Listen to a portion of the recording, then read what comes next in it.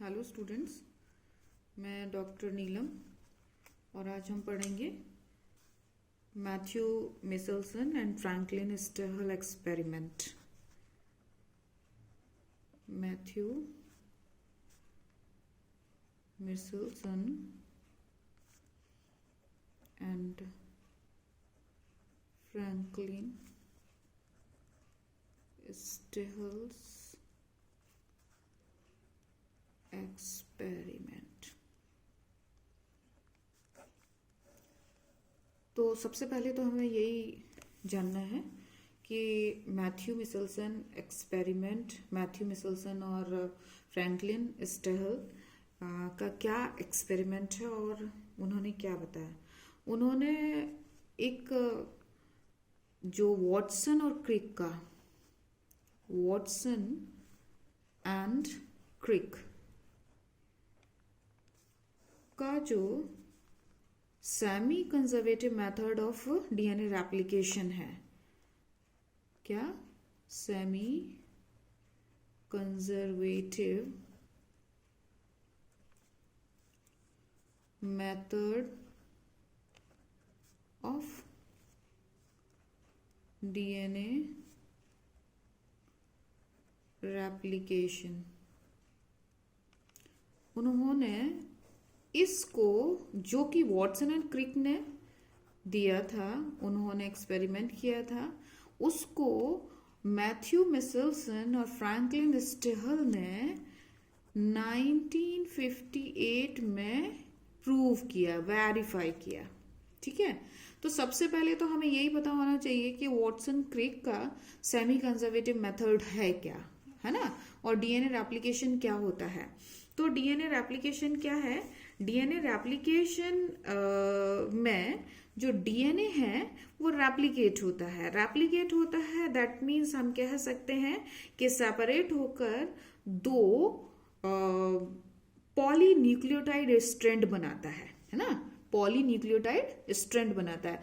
मतलब कि एक सपोज अगर ये डीएनए है ना, तो वो क्या करता है, वो दो नए डीएनए का फॉर्मेशन करता है। ये क्या है? रेप्लिकेशन है। ठीक है, ये क्या है? रेप्लिकेशन। मतलब रेप्लिकेशन का मीनिंग ये है कि एक डीएनए से जब दो डीएनए का फॉर्मेशन होता है तो हम उसे डीएनए रेप्लिकेशन कहते हैं। लेकिन ये तो ठीक है, बट वॉटसन और क्रिक ने क्या बोला? वॉटसन और क्रिक ने बोला कि जो उन्होंने एक्सपेरिमेंट भी किया, ई कोलाई में एक्सपेरिमेंट किया, और उन्होंने कहा कि देखो जो ये डीएनए है इसको सपोज पेरेंटल डीएनए मॉलिक्यूल बोल दिया जाता है। ठीक है, इसको पेरेंटल डीएनए मॉलिक्यूल, है ना।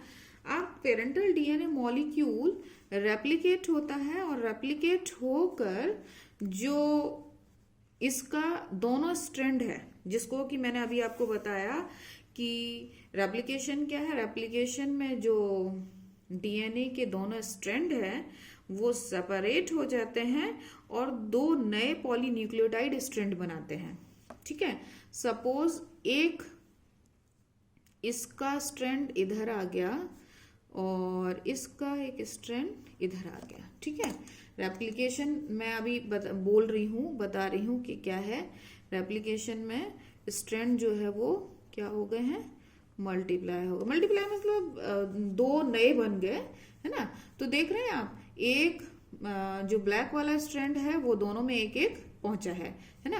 तो वॉटसन और क्रिक ने ई कोलाई में एक एक्सपेरिमेंट किया और उन्होंने क्या बताया ई कोलाई में एक्सपेरिमेंट करके कि फर्स्ट जनरेशन जो होती है, या जब जो डीएनए का ऑटो कैटालिटिक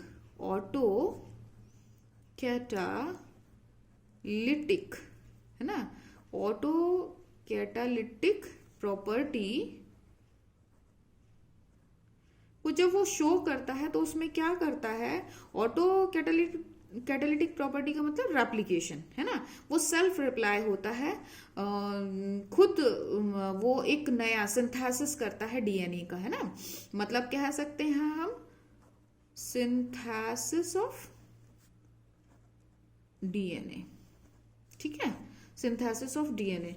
तो उन्होंने बोला कि जो जब डीएनए का सिंथेसिस होता है और तो क्या है कि जो पेरेंटल डीएनए है, पेरेंटल डीएनए इसमें ब्लैक से दिखाई दे रहा है, वो जब नया न्यूली सिंथेसाइज करता है, न्यू डॉटर डीएनए मॉलिक्यूल बनाता है, तो उसमें एक डीएनए पेरेंट से एज इट इज कंजर्व रहता है। आपको दिखाई दे रहा होगा ब्लैक एक इसमें भी है और एक ब्लैक इसमें भी है। कहने का मीनिंग ये है कि जो हाफ, मतलब दोनों स्ट्रैंड में से एक स्ट्रैंड इसमें पहुंचा, एक स्ट्रैंड इसमें पहुंचा, मतलब कि दोनों में क्या हो गया, जो हाफ स्ट्रैंड है, मतलब एक स्ट्रैंड और दूसरा स्ट्रैंड, हाफ इसमें और हाफ इसमें, है ना, दोनों में क्या हो गया, कंजर्व हो गया, ठीक है। इसमें भी हाफ कंजर्व हुआ और इसमें भी हाफ कंजर्व हो गया, है ना। तो इसीलिए half that means the semi, half मतलब क्या हो गया, सेमी, और कंजर्व का मतलब हो गया, मतलब एज इट इज, ये सेव हो गया एज इट इज डॉटर में आ गया, ठीक है, डॉटर डीएनए मॉलिक्यूल में आ गया, है ना। तो इस तरीके से इसका नाम हो गया सेमी कंजर्वेटिव डीएनए रेप्लिकेशन।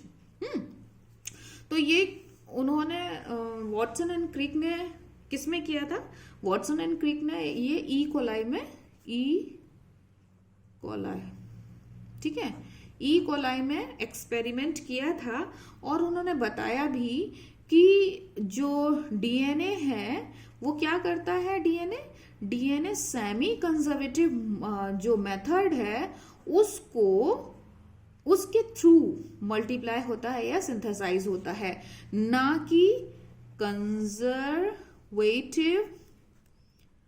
और डिस्पर्सिव। ये दोनों मेथड के थ्रू जो है वो डीएनए डिस्कार्ड हो जाते हैं, ये दोनों के दोनों, है ना।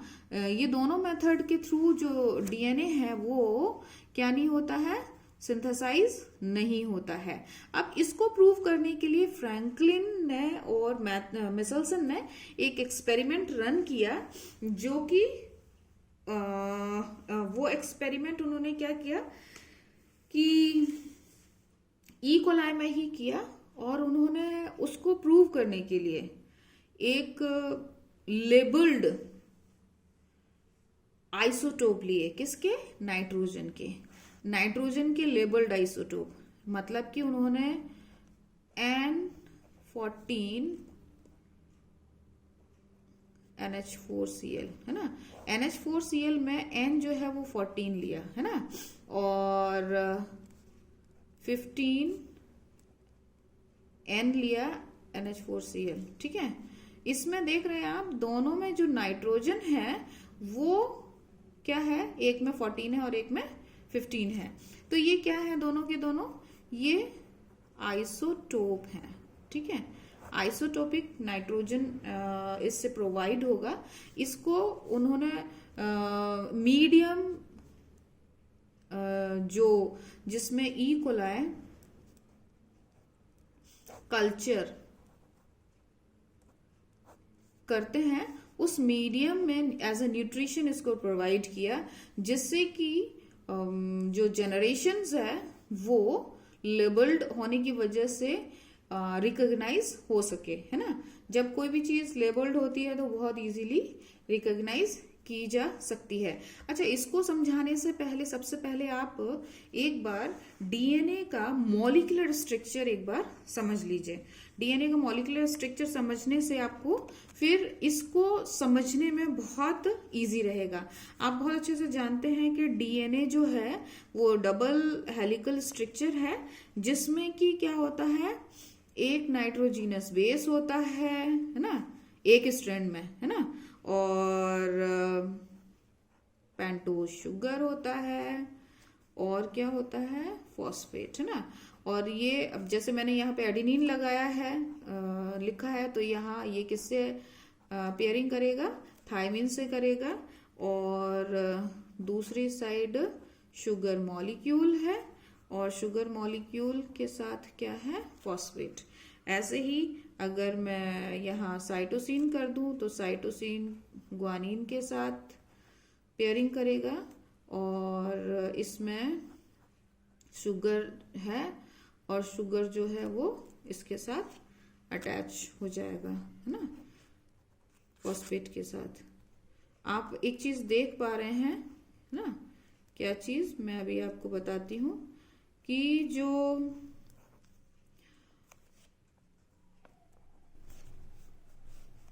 जो पेंटोज शुगर है यहाँ पर, जिसमें 5 कार्बन शुगर है, जो उसमें एक का डायरेक्शन अपर साइड में है, एक का लोअर साइड में। तो आपको बहुत अच्छे से पता है कि जो डीएनए स्ट्रैंड होता है, एक 3rd to 5 प्राइम एंड होता है और दूसरा 5th to 3rd prime and होता है। मतलब कि ये कंजर्वेटिव होते हैं, ये कॉम्प्लीमेंट्री होते हैं, है ना, बट ओपोजिट डायरेक्शन में रन करते हैं। तो इस वजह से एक का शुगर अप डायरेक्शन में बना रही हूँ और दूसरे का शुगर डाउनवर्ड डायरेक्शन में बना रही हूँ। तो अब मैं बहुत ज्यादा इसको ड्रॉ नहीं करूंगी। तो इसमें आपको दिखाई दे रहा होगा जो ये है साइटोसिन, एडेनिन, थायमिन, ये क्या है, ये नाइट्रोजिनस बेस है ना। क्या है ये, नाइट्रोजिनस बेस है और ये क्या है, शुगर है और ये फॉस्फेट है, ठीक है, फॉस्फेट है। तो शुगर, फॉस्फेट और नाइट्रोजिनस बेस, है ना। नाइट्रोजिनस बेस में प्यूरिन, पिरिमिडीन होता है ना। तो प्यूरिन में कौन कौन आता है, प्यूरिन में एडेनिन आता है और थायमिन आता है। और अगर हम पायरिमिडीन की बात करें तो पायरिमिडीन में क्या क्या आते हैं, पायरिमिडीन में साइटोसिन आता है और क्या आता है, थायमिन, सॉरी, इसमें ग्वानिन है ना। जो प्यूरिन है, प्यूरिन में एडेनिन है और ग्वानिन है, और जो पिरिमिडीन है उसमें क्या है, साइटोसिन और थायमिन है। तो आपको ये पता चल रहा है कि एडेनिन, थायमिन, साइटोसिन, ग्वानिन, ये सारे के सारे जो है वो क्या है, नाइट्रोजिनस बेस हैं। अच्छा, इन नाइट्रोजिनस बेस में सब में क्या होता है, नाइट्रोजन मॉलिक्यूल होता है। क्या होता है, नाइट्रोजन मॉलिक्यूल ना। जो नाइट्रोजन एटम होता है, एटम नॉट मॉलिक्यूल, ठीक है, जो नाइट्रोजन एटम होता है उसको अब इन्होंने, जो मिचेल्सन और फ्रैंकलिन है, इन्होंने लेबल्ड लेना शुरू कर दिया, है ना। लेबल्ड लेने से क्या होगा, वो इजीली रिकॉग्नाइज किए जा सकेंगे। तो ये जो स्ट्रक्चर है इसमें नाइट्रोजिनस बेस होते हैं। नाइट्रोजिनस बेस का मतलब है एडेनिन, थायमिन, ग्वानिन, साइटोसिन, इनमें सब में नाइट्रोजन एटम होता है, ठीक है। अब नाइट्रोजन एटम अगर क्या होगा, लेबल्ड होगा तो उसको इजीली रिकॉग्नाइज किया जा सकेगा। आप उसको देखिए, अब इनका एक्सपेरिमेंट अब स्टार्ट होता है। कैसे स्टार्ट होता है कि उन्होंने क्या किया, फ्रैंकलिन और मिचेल्सन ने, इन्होंने आइसोटोपिक, मैंने ये तो पहले ही आपको बता दिया है कि 14NH4Cl, है ना, अमोनियम क्लोराइड लिया और 15NH4Cl लिया। तो ये दोनों के दोनों इन्होंने लिए। ये क्या है, दोनों के दोनों ये आइसोटोप हैं, है ना। जो इसमें आप देख रहे हैं, जो ये वाला नाइट्रोजन है ना, जिसमें 14N बोल सकते हैं हम, 14N का जो नाइट्रोजन है, इसमें जो प्रोटॉन है वो 7 होता है, प्लस 7 ही न्यूट्रॉन होता है, ठीक है, 7 प्रोटॉन और 7 न्यूट्रॉन। बट जो 15N अमोनियम क्लोराइड है, इसमें जो नंबर ऑफ प्रोटॉन है वो तो कितना होता है 7 प्रोटॉन, है ना, बट इसमें न्यूट्रॉन जो है वो कितना होता है 8 होता है। न्यूट्रॉन जो है वो कितना है 8। तो चूंकि इसमें 8 है न्यूट्रॉन, तो ये कैसा होता है, जो 15 NH4Cl है, अमोनियम क्लोराइड है, ये कैसा होता है हैवी होता है, हैवी। जबकि इसको हम क्या बोलते हैं लाइट। ये वेट में लाइट होता है और ये कैसा होता है हैवी होता है। तो फ्रैंकलिन और मिचेल्सन ने क्या किया, जैसे कि बताई है 1958 में इन्होंने क्या किया कि जो ई कोलाई है उसको कल्चर किया। देखिए जो एटमॉस्फेरिक कंडीशन में जो ई कोलाई है, वो जो अभी मैं आपको बता रही थी कि लाइट NH4 जो 14 NH4Cl जो है अमोनियम क्लोराइड है 14N वाला, वो नॉर्मल एटमॉस्फेयर में, नॉर्मल एनवायरनमेंट में अवेलेबल होता है, ठीक है। तो जो ई कोलाई है वो नॉर्मली उसका जो नाइट्रोजिनस बेस होता है ना, उसमें क्या होता है 14N होता है, 14N, ठीक है। तो ये हमें एनवायरनमेंट से उन्होंने क्या किया, ले लिया, और उन्होंने इसको लेकर NH4Cl जिसमें था वो वाले DNA को ले लिया, है ना।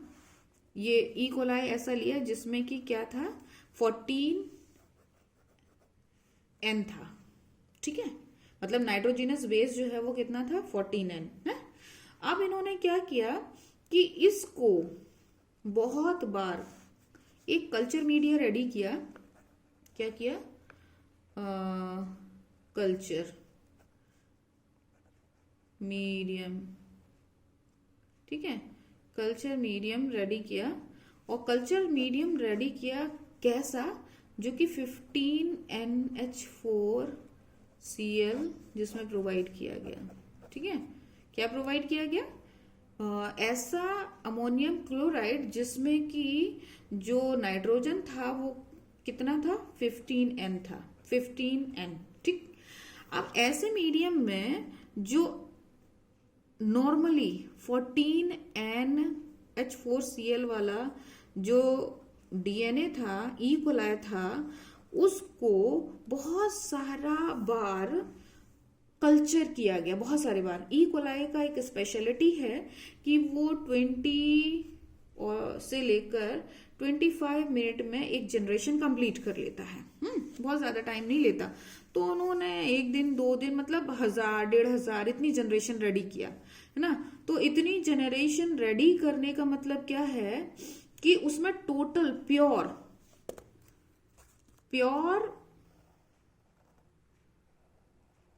DNA ऐसा मिला, ऐसा DNA प्योर हो गया जिसमें कि जो नाइट्रोजिनस बेस था वो कितना हो गया N15, ठीक है।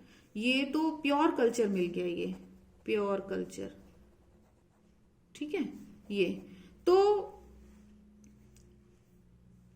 था ही, नेचुरली ले लिया था उन्होंने और इसको कल्चर करा लिया। बहुत सारा बार जनरेशन कराने के बाद कल्चर करा लिया इसको।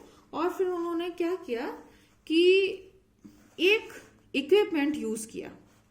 इक्विपमेंट क्यों यूज किया, इक्विपमेंट इसलिए यूज किया कि एविडेंस के लिए। उन्होंने क्या किया कि इन दोनों का 14N DNA मॉलिक्यूल और 15N DNA molecule, 14N DNA molecule और 15N DNA मॉलिक्यूल, इनको क्या किया उन्होंने कि एक स्पेक्ट्रोफोटोमीट्री। अब स्पेक्ट्रोफोटोमीटर का मतलब क्या है कि सबसे पहले मैं इस एक्सपेरिमेंट को बता दूं, फिर उसके बाद मैं एविडेंस की बात करूंगी। तो स्पेक्ट्रोफोटोमीटर के लिए सबसे पहले उन्होंने क्या किया कि इसका जो 14 वाले का को एक टेस्ट ट्यूब में लिया, ये सेंट्रीफ्यूगेशन ट्यूब या सेंट्रीफ्यूगल ट्यूब, और सेंट्रीफ्यूगल ट्यूब में लिया, ये देखिए ऐसे है ना, और इसको सेंट्रीफ्यूज किया। सेंट्रीफ्यूज करने के बाद उन्होंने देखा, सेंट्रीफ्यूगेशन क्या होता है? सेंट्रीफ्यूगेशन होता है मतलब जिसमें कि कोई मटेरियल को रोटेट कराया जाता है। रोटेशन मतलब रोटेशन पर मिनट, आरपीएम, इसमें 1000, 1500, 5000 है ना, ऐसे रोटेशन होता है। तो रोटेशन कराया तो इसका जो सपोज बैंड ऐसा यहाँ पर आ गया। रोटेशन का मतलब क्या होता है? रोटेशन जब कराते हैं तो कोई भी चीज जो है वो एक सेडिमेंटेशन के अकॉर्डिंग प्रेसिपिटेट हो जाती है, या फिर कह सकते हैं स्टेबल हो जाती है, या अपनी जगह पर जो भी उसका एक्चुअल वेट है उसके हिसाब से आ जाती है। तो ये सेंट्रीफ्यूगेशन ट्यूब में वो सपोज ये यहाँ पर इकट्ठा हो गया, ये 14N वाला है ना, तो उन्होंने क्या किया कि एक इक्विपमेंट यूज किया, स्पेक्ट्रोफोटोमीटर।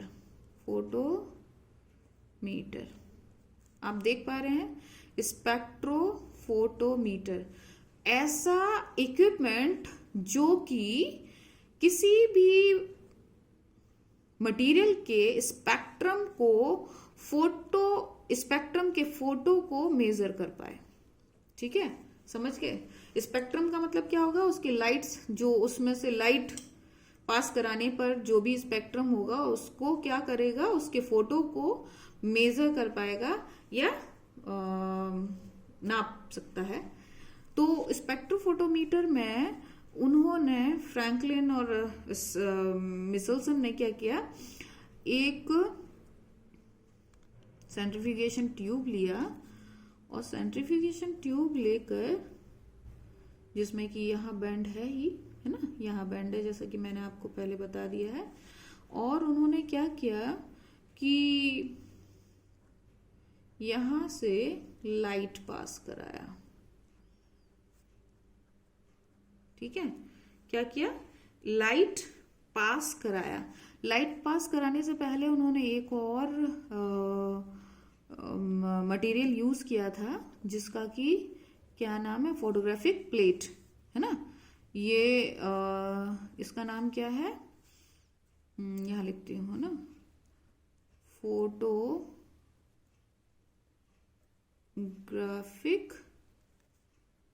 प्लेट है ना, फोटोग्राफिक प्लेट है। तो इन्होंने क्या किया, जब यूवी लाइट, यूवी रेज कह सकते हैं, यूवी रेज यहां से ऐसे करके पास कराया, यहां से ऐसे पास कराते गए। तो उन्होंने देखा, देखिए डीएनए का एक प्रॉपर्टी होता है, डीएनए का एक प्रॉपर्टी होता है कि वो, उसमें लाइट को एब्जॉर्ब करने की कैपेसिटी है। जो डीएनए है, डीएनए कैन एब्जॉर्ब लाइट को क्या कर सकता है? वो एब्जॉर्ब कर सकता है ना।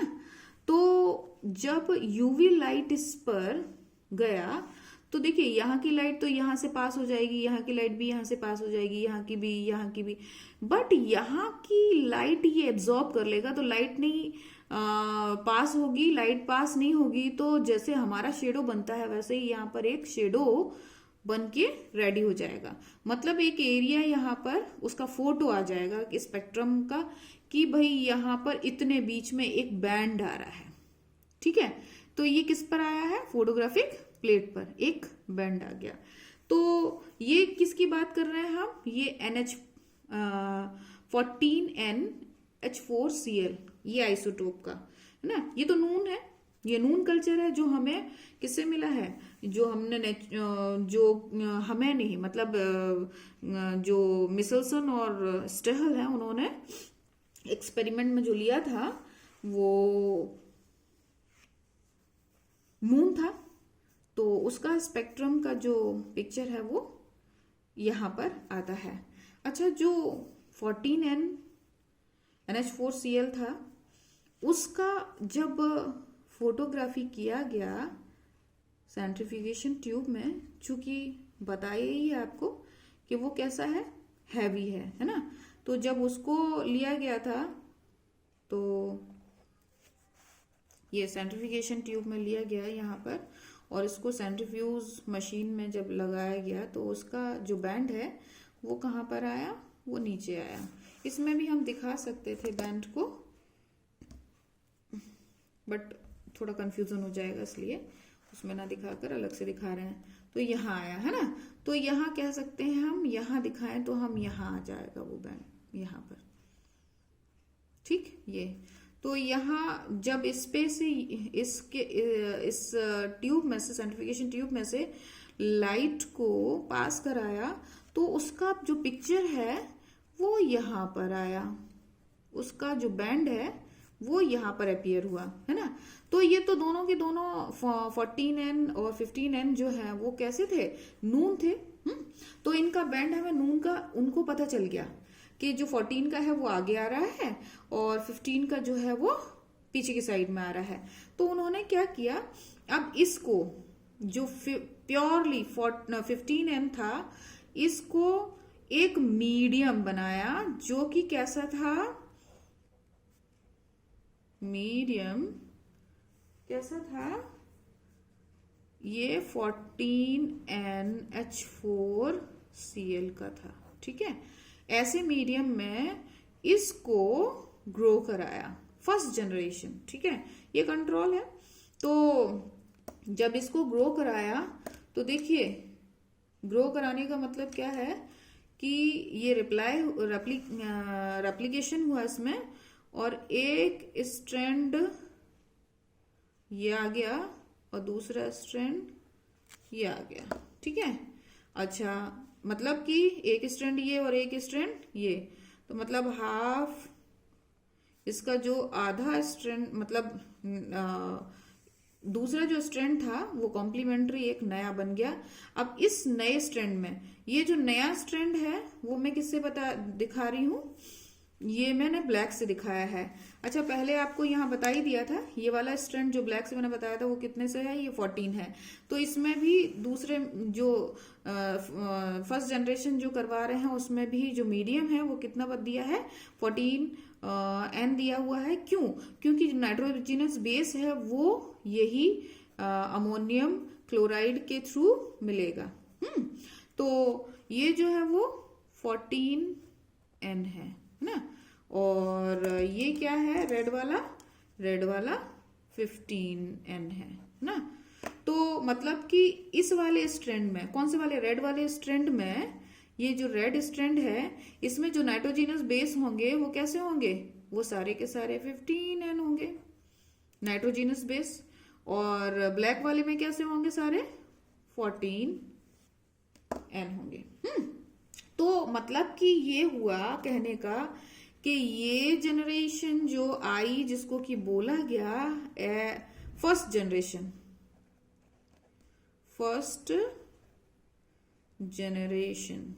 ठीक है, जो फर्स्ट जनरेशन आया इसमें ये सारा के सारा क्या हो गया, हाइब्रिड हो गया। कैसा हो गया, हाइब्रिड, है ना। देख रहे हैं आप, 14 भी है, एक ही डीएनए में 14 भी और 15 भी है, 14 भी है और 15 भी है, ये 14 है और 15 भी है। तो मतलब ऐसे डीएनए को क्या बोला गया, हाइब्रिड। तो उन्होंने कहा कि जब फर्स्ट जनरेशन का फोटो लिया गया तो देखिए क्या हुआ, फर्स्ट जनरेशन का फोटो है ना। तो देखिए बहुत अच्छी तरीके से नून है, जो फर्स्ट वाला है वो आगे है और सेकंड मतलब 14 वाला जो है वो आगे फोटो आया है, 15 वाले का पीछे आया है, और ये है हाइब्रिड, है ना। हाइब्रिड का उन्होंने देखा तो बैंड कहाँ पर आया, सेंटर में, ना आगे और ना पीछे ना। तो उसका बैंड जो है वो फोटोग्राफिक प्लेट पर कहाँ आया, यहाँ पर, ठीक, दोनों के बीच में। अब आप अगर इसको, मैंने नोट्स प्रोवाइड किया हुआ है, अगर आप इसको ऐसे करके थोड़ा सा देखेंगे तो ये सेंटर में यहाँ पर आया है, ठीक है। और पहले वाले का यहाँ पर है ना। तो कहने का मतलब ये है कि जो फर्स्ट जनरेशन है उसमें दोनों टाइप के नाइट्रोजिनस बेस थे, 14N भी था और 15N भी था। लेकिन उन्होंने कहा कि चलो अभी नेक्स्ट एक और जनरेशन करते हैं, उसमें भी मीडियम जो है वो कौन सा लिया, 14NH4Cl, जो कि ऐसा मीडियम जिसमें कि क्या था, 14NH4Cl था, ऐसा मीडियम लिया। और उन्होंने फिर जनरेशन करा, मतलब नेक्स्ट सेकेंड F2 जनरेशन जो है वो देखा। तो उसमें ये आप देख सकते हैं, यहाँ पर एक का स्ट्रैंड कैसा है, ब्लैक है, ये सेपरेट हो गया है ना। और इधर वाले का, इस वाले का भी एक स्ट्रैंड ब्लैक है, तो ये भी सेपरेट हो गया है ना। और दूसरा स्ट्रैंड कैसा है, ये इस वाले का, ये रेड है। और ये वाले का भी कैसा है, रेड है ना, दोनों के। अच्छा, ये तो इसके दोनों स्ट्रैंड अलग हो गए जो कि टेम्पलेट की तरह से काम कर रहे हैं। लेकिन जो नया स्ट्रैंड मिला जिसमें नाइट्रोजनस बेस प्रोवाइड हो रहे थे, कहाँ से, मीडियम से, वो मैंने आपको बताया था कि जो मैंने F14 कहाँ कैसे कलर से बनाया है, ब्लैक कलर से, ठीक है। तो जो 14 है मीडियम हम कैसे दिखाएंगे, ब्लैक वाले कलर से। तो देखिए जो नया स्ट्रैंड है उसमें नाइट्रोजिनस बेस कैसे होंगे, N14N होगा। तो ये सारा ब्लैक से, ये स्ट्रैंड भी कंप्लीट हो गया, ये भी हो गया, ये भी और ये भी। तो इसमें आप ये देख रहे हैं दो स्ट्रैंड जो है वो प्योर कैसे हो गए, 14N हो गए, 14N। और जबकि दो स्ट्रैंड इसमें एक 14, जबकि दो डीएनए मॉलिक्यूल, ये दोनों डीएनए मॉलिक्यूल कैसे हो गए 14N, जिनमें दोनों नाइट्रोजिनस बेस है। जबकि जो दूसरे वाले हैं उसमें एक 14N है और दूसरा ये 14N, और दूसरा क्या है 15N, नाइट्रोजिनस बेस है ना। तो ये लेबल्ड है चूंकि, तो जब फोटोग्राफी किया जाएगा, स्पेक्ट्रोफोटोमीटर से मेजर किया जाएगा, तो इनके फोटोग्राफ्स अलग अलग पोजीशन पर आएंगे, जिससे ये पता चलेगा कि बैंड कहाँ आ रहा है, जिससे कि वो कौन सा आइसोटोप है, 14N है या फिर 15N है। 15N होगा तो पीछे की साइड में बैंड आएगा है ना, और अगर 14 होगा तो कहाँ बैंड आएगा, आगे की साइड। लेकिन हाइब्रिड था तो कहाँ पर, सेंटर में आया था है ना। लेकिन अभी जो जनरेशन आया है जिसको कि बोला गया, कौन सा जनरेशन है, F2 जनरेशन है ना। F2 जनरेशन में क्या हुआ, F2 जनरेशन में प्योर आ गया। कितने प्योर आए, दो प्योर आ गए और दो कैसे हो गए, हाइब्रिड। तो जो बैंड आया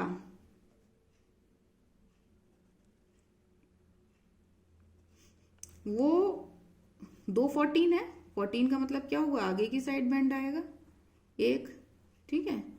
और दो कैसे हैं, हाइब्रिड, तो सेंटर में आया। दो बैंड मिले जो F1 जनरेशन के फोटोग्राफी के थे। बैंड कहाँ से दिखाई देंगे, वो यहाँ से, ठीक है। यहाँ से फोटोग्राफी करके, या मैं इसमें ही बता सकती हूँ कि यहाँ फोटोग्राफिक प्लेट पर एक बैंड यहाँ पर आया, और एक बैंड यहाँ पर आया। कैसे, यूवी लाइट यहाँ से पास करने पर। आपको बहुत अच्छे से पता होगा, जो लैम्बर्ट लॉ है उसमें बताया जाता है कि अगर हम किसी भी ऑर्गेनिज्म की से यूवी लाइट पास करते हैं तो वो एब्जॉर्ब कर लेता है। ये प्रॉपर्टी होती है लैम्बर्ट लॉ है ना। तो इसमें दो बैंड मिल गया, F2 जनरेशन में, है ना। अब उन्होंने कहा कि हो सकता है कि F3 जनरेशन में कुछ रिजल्ट्स डिफरेंट आए, तो मीडियम कैसा है, वही है 14N, है ना। 14N का मतलब ऐसा 14NH4Cl, है ना। तो उन्होंने इसका देखो क्या होगा, एक बैंड ये हो गया, एक बैंड ये हो गया ब्लैक, है ना, इस वाले का ये दिखाई दे रहा है आपको। और इस वाले में एक बैंड ब्लैक हो गया और एक रेड अलग हो गया। इस वाले में दोनों बैंड जो है वो, दोनों स्ट्रैंड जो है वो ब्लैक हैं, और इसमें एक स्ट्रैंड ब्लैक है और एक कैसा है, रेड। ठीक है, तो आप, मैं ब्लैक पेन यूज करूंगी क्योंकि ये 14 अमोनियम क्लोराइड मीडियम है 14N। तो इसमें ये देखिए, ये न्यू डॉटर डीएनए बन रहे हैं। तो अभी आप देखकर बता सकते हैं कि इसमें कितना, ये देखिए 1 2 3 4 5 6, जो 6 हैं वो कैसे बने हैं, वो प्योर N14 NH4Cl, है ना, इस लेबल है ना। और दो कैसे हैं, हाइब्रिड हैं। तो अगर इनका फोटोग्राफी किया जाएगा तो आपको पता है जो फोटोग्राफिक प्लेट है उस पर आगे की तरफ जो बैंड है वो किसका आ रहा है, N14 का। तो लेकिन ये 1 2 3 4 5 6 है ये, तो बैंड का जो साइज है वो थोड़ा सा बड़ा हो जाता है ना, क्योंकि जो मास है उसके हिसाब से एरिया बढ़ जाता है उनके सेडिमेंटेशन का। और दूसरा जो बैंड है वो हाइब्रिड है, वो कहाँ आता है, सेंटर में आता है। और ये कैसे पता चलता है, फोटोग्राफिक प्लेट के थ्रू। ठीक है, तो ये दूसरा बैंड, तो ये बैंड जो किसके लिए रेस्पॉन्सिबल था, 14N के लिए, है ना। मतलब कि प्योर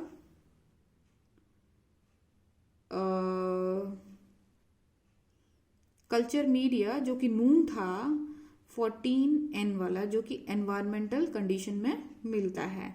ठीक है, और ये कैसा है, हाइब्रिड है, मतलब कि इसमें 14N और 15N दोनों स्ट्रैंड है, इसलिए ये कहाँ पर मिला, सेंटर में, है ना। इसका जो पिक्चर है वो भी कहाँ मिला, सेंटर में। इसका विड्थ बढ़ गया, है ना, इसका विड्थ बढ़ गया क्योंकि यहाँ पर नंबर क्या था, ज्यादा था, तो उनके सेडिमेंटेशन का जो एरिया है वो भी ज्यादा है सेंट्रीफ्यूगेशन के बाद। ठीक है, तो इस तरीके से ये पता चलता है, इन्होंने प्रूव किया कि ये जो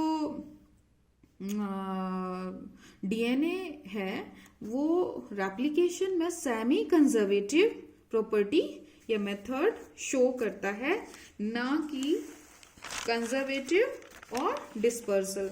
अब चलिए हम कंजर्वेटिव और डिस्पर्सल को भी डिस्कस कर लेते हैं कि क्या है कंजर्वेटिव और क्या है डिस्पर्सल।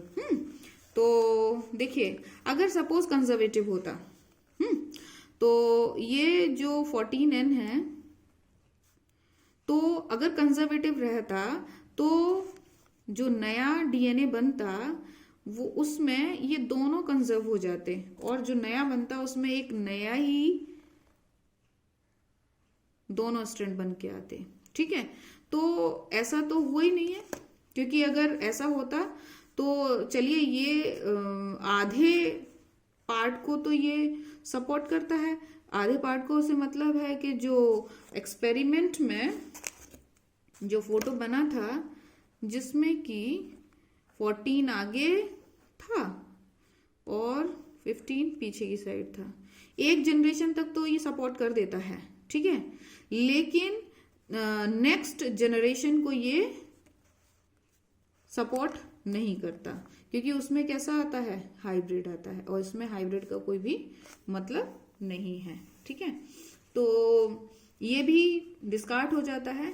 अब आ जाता है डिस्पर्सिव मेथड। डिस्पर्सिव मेथड में क्या होता कि जो डीएनए है, इसमें कुछ पार्ट 14N होता, कुछ पार्ट 15N होता, है ना।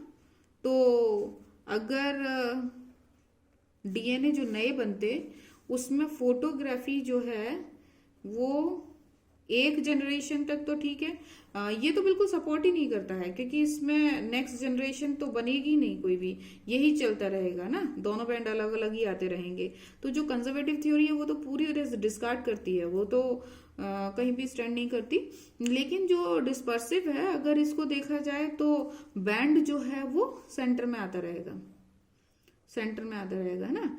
लेकिन इसमें जो अगर हम इसको ग्रो करेंगे, इसको अगर हम कल्चर करेंगे 14N में, तो इसमें जो मैंने बताया जैसे कि कुछ पार्ट 14 का होगा, कुछ 15 का होगा, तो जब हम इसको कल्चर कराएंगे तो 14N का जो परसेंटेज है वो क्या हो जाएगा, ज्यादा हो जाएगा, है ना। लेकिन ज्यादा तो हो जाएगा, लेकिन उसमें से जो 15N है वो बिल्कुल सेपरेट नहीं होगा। तो ये पूरे टाइम जो है वो बैंड जो है वो बड़ा हो जाएगा, लेकिन ये बैंड किधर की साइड आएगा, 14N की साइड, मतलब कि आगे की साइड, जैसे कि इसमें दिखाया हुआ है ना, आगे की साइड बैंड आएगा। कभी भी बैंड सेपरेट नहीं होंगे, जैसे कि उसमें थर्ड जनरेशन में जाकर सेपरेट हो गए थे। तो इस तरीके से ये प्रूव हुआ, जो मिचेल्सन है और फ्रैंकलिन स्टेहल है, उन्होंने ये प्रूव किया जो डीएनए है वो सेमी कंजर्वेटिव मेथड के through, semi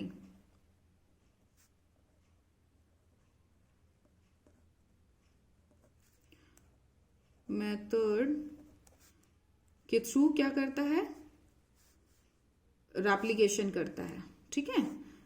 that means DNA replication occurs through the semi conservative method। Conservative और डिस्पर्सिव मेथड डिस्कार्ड हो जाते हैं। Thank you. अगर आप स्टूडेंट्स, अगर आपका कोई डाउट है या कोई क्वेश्चन है तो आप मुझसे पूछ सकते हैं।